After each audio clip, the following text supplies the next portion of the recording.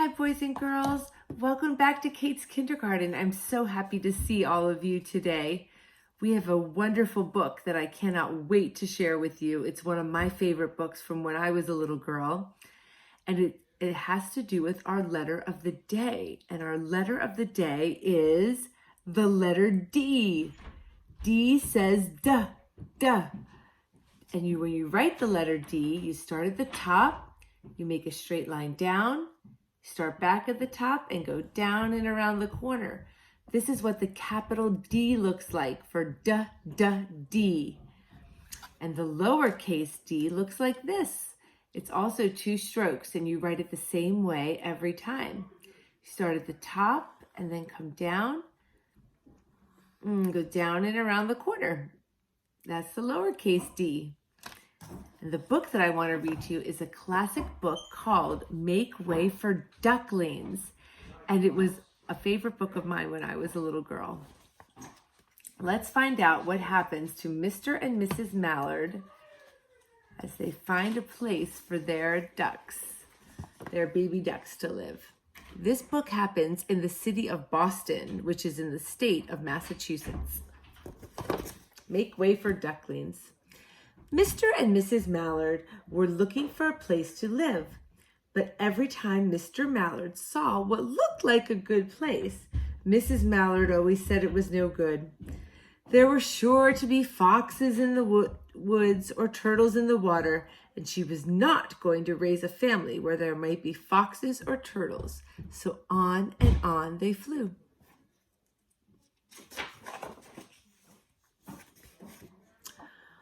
When they got to Boston, they felt too tired to fly any further. There was a nice pond in the public garden with a little island on it. The very place to spend the night, quacked Mr. Mallard. So down they flapped.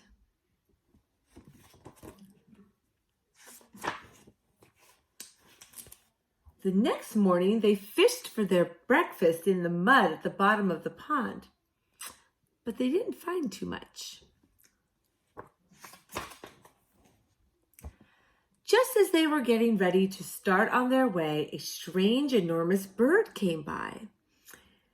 It was pushing a boat full of people, and there was a man sitting at its back. "Good morning," quacked Mr. Mallard, being polite. The big bird was too proud to answer. But the people on the boat threw peanuts in the water, so the Mallards followed them around the pond and got another breakfast, better than the first one.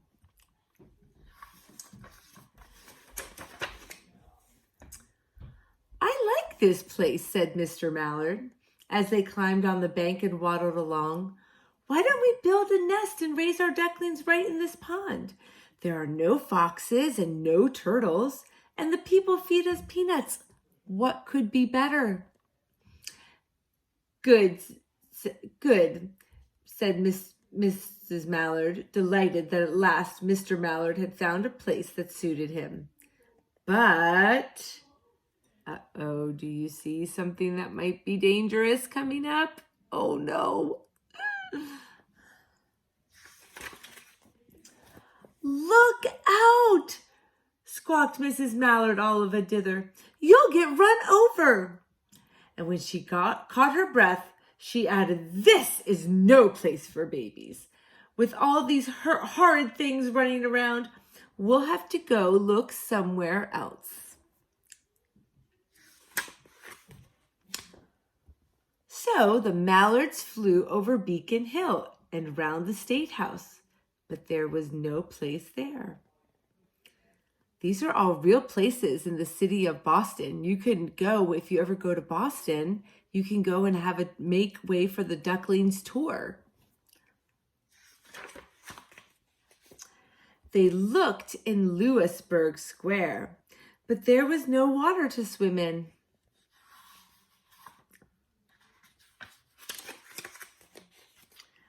Then they flew over the Charles River. "This is better," quacked Mr. Mallard.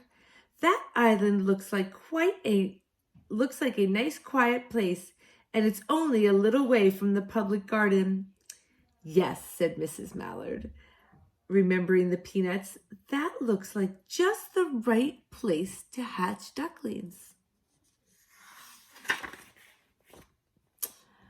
So they chose a cozy spot among the bushes near the water and settled down to build their nest. And only just in time, for now they were beginning to molt. All their old wing feathers started to drop out, and they would not be able to fly again until the new ones grew in.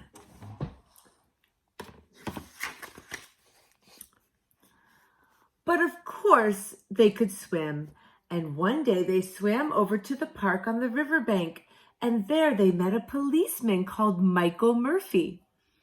Michael fed them peanuts, and after that the mallards called on Michael Murphy every day. After Mr. Mallard had laid 8 eggs in the nest, she couldn't go to visit Michael Murphy anymore because she had to sit on the eggs to keep them warm. She moved off the nest only to get a drink of water, or to have lunch, or to count the eggs and make sure they were all there. Let's count her eggs and make sure that all 8 of them are there. 1, 2, 3, 4, 5, 6, 7, 8.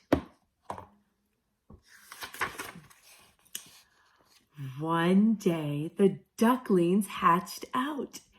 First came Jack, then Cack, and then Lack, Mack, Knack, Oack, Pack, and Quack. Mr. and Mrs. Mallard were bursting with pride. It was a great responsibility taking care of so many ducklings, and it kept them very busy.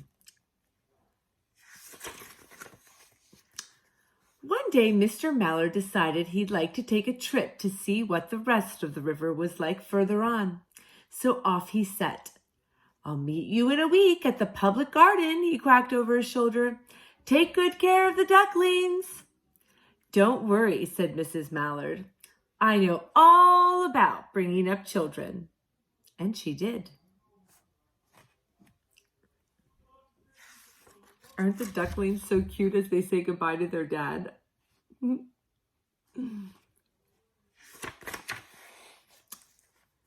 She taught them how to swim. Let's count and make sure that there are 8. 1, 2, 3, 4, 5, 6, 7, 8. She taught them to walk in a line, to come when they were called, and to keep a safe distance from bikes and scooters and other things with wheels. See how they all follow their mom in a line? When at last she felt perfectly satisfied with them, she said one morning, "Come along, children, follow me." Before you could wink an eyelash, Jack, Cack, Lack, Mack, Knack, Oack, Pack, and Quack fell into line just as they had been taught. Mrs. Mallard led the way into the water, and they swam behind her to the opposite bank. There they waded ashore and waddled along until they came to the highway. Oh dear, this looks like could be pretty dangerous for some new ducklings. Mrs. Mallard stepped out to cross the road. Honk, honk, went the horns on the speeding cars. Quack, went Mrs. Mallard as she tumbled back. Quack, quack, quack. Quack, quack, quack, quack, quack, went Jack, Cack, Lack, Mack, Knack, Oack, Pack, and Quack, just as loud as their little quackers could quack. The cars kept speeding by and honking, and Mrs. Mallard and the ducklings kept right on quack, quack, quacking. They made such a noise that Michael Murphy came running, waving his arms and blowing his whistle. He planted himself in the center of the road, raised one hand to stop the traffic, and then beckoned with the other, the way policemen do, for Mrs. Mallard to come over. Boy, that was so lucky that Michael Murphy was nearby. As soon as Mrs. Mallard and the ducklings were safe on the other side and on their way down Mount Vernon Street, Michael Murphy rushed back to his police booth. I wonder why he's rushing. He called Clancy at headquarters and said, "There's a family of ducks walking down the street." Clancy said, "A family of what?" "Ducks," yelled Michael. "Send a police car quick." Meanwhile, Mrs. Mallard had reached the corner bookshop and turned into Charles Street with Jack, Cack, Lack, Mack, Knack, Oack, Pack, and Quack, all marching in line behind her. Everyone stared. An old lady from Beacon Hill said, "Isn't it amazing?" And the man who swept the street says, "Well now, ain't that nice?" And when Mrs. Mallard heard them, she was so proud she tipped her nose in the air and walked along with an extra swing in her waddle. Look at Mrs. Mallard. She's so proud of her ducklings. She's puffed up her chest and walking very proudly. When they came to the corner of Beacon Street, there was the police car with 4 policemen that Clancy had sent from headquarters. The policemen held back the traffic so Mrs. Mallard and the ducklings could march across the street. Right into the public garden. Oh, finally, they're safe. Inside the gate, they all turned around to say thank you to the policeman. The policeman smiled and waved goodbye. When they reached the pond and swam across to the island, who was there waiting for them? That's their dad.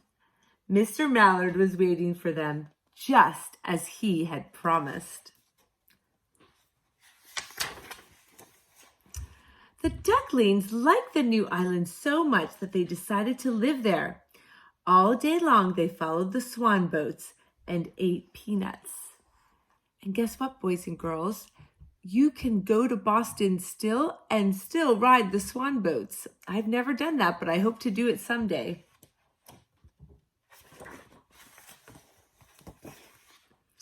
And when night falls, they swim back to their little island and go to sleep. There they are, Jack, Cack, Lack, Mack, Knack, Oack, Pack, and Quack, all going to sleep in the city of Boston. And that, boys and girls, is the story Make Way for Ducklings by Robert McCluskey.